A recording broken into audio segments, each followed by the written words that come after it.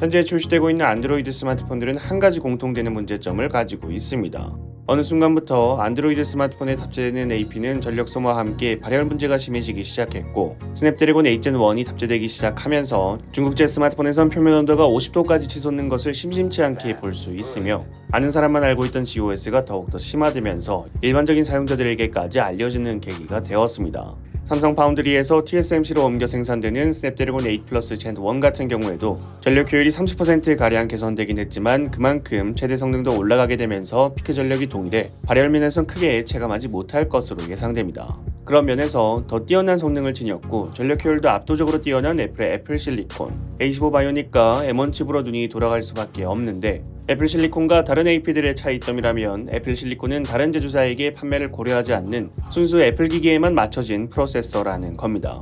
퀄컴의 스냅드래곤이나 미디어텍의 디멘시티는 안드로이드 스마트폰 전역에 사용되고 있고, 삼성의 엑시노스는 삼성전자가 개발하고 주로 갤럭시 스마트폰에 탑재되기 때문에 갤럭시 전용 AP라고 생각할 수 있지만 아니죠. 범용성은 띄는 프로세서임은 물론 중국제 스마트폰에서도 자주 사용되어 왔습니다. 애플의 A15 바이오닉과 M1이 빠른 이유는 오랫동안 애플 실리콘의 개발을 진행했고 엄청난 규모의 연구개발 비용을 투자하는 게 주된 이유겠지만, 다른 제조사의 제품에 탑재가 고려되지 않고 애플 기기에 최적화된 프로세서라는 것도 도움이 될 겁니다. 노트북 같은 경우에는 내부의 쿨링 시스템을 어떻게 구성하냐에 따라 같은 칩을 사용하더라도 발열 문제는 제품에 따라 크게 갈리는데, 스마트폰은 내부 공간이 좁기 때문에 쿨링 시스템이 다르다 하더라도 최대한 억제하는 거지 노트북만큼 큰 차이를 만들어내지 못합니다. 올해처럼 스냅드래곤이 어떻게 나오냐에 따라 공통된 문제점을 가질 때 전용 프로세서에 대한 중요성이 대두되는데, 삼성전자도 전용 프로세서의 개발을 시작하는 것으로 보입니다. 동아일보는 단독 보도를 통해 2025년을 목표로 갤럭시 전용 프로세서를 개발하는 팀을 구성했다 보도했습니다. 보도 내용에 따르면 삼성전자는 7월부터 1000명의 규모로 시스템 반도체 및 스마트폰 사업부가 합작한 태스크포스를 출범시켜 2025년 상용화, 그리고 애플의 애플 실리콘을 뛰어넘는 것을 목표로 갤럭시 전용 AP를 개발할 것이라 보도했습니다. 5월부터 사전 준비에 들어가고 7월에 공식 출범됩니다.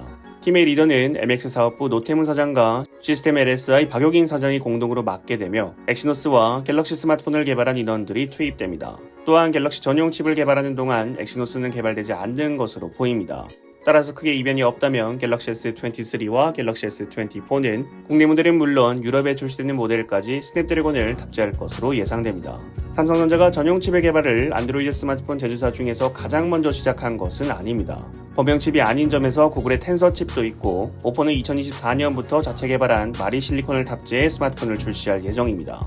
2025년이면 횟수로 갤럭시 S25가 출시되는 해입니다. 그리고 애플은 아이폰 16을 출시하고 A19 바이오닉 칩을 탑재하겠죠. 갤럭시 S25에 탑재되는 갤럭시 전용 AP가 A19 바이오닉 칩을 뛰어넘는다. 우리는 그런 거창한 것을 기대하지 않습니다. 동세대 AP와 비교해 최대 성능이 좀 떨어지는 한이 있더라도 적어도 GOS라는 건 더 이상 우리에게 들이밀지 않았으면 합니다.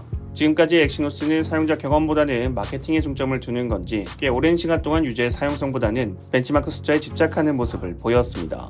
과연 3년 뒤에는 지금과는 다른 모습을 보여줄 수 있을지, 시간을 두고 출시하니 이번만큼은 정말 달랐으면 좋겠네요. 여러분들이 생각하시는 갤럭시 전용 AP에 대해서 댓글 남겨주시면 감사드리겠습니다. 시청해주셔서 감사합니다. 지금까지 알비였습니다.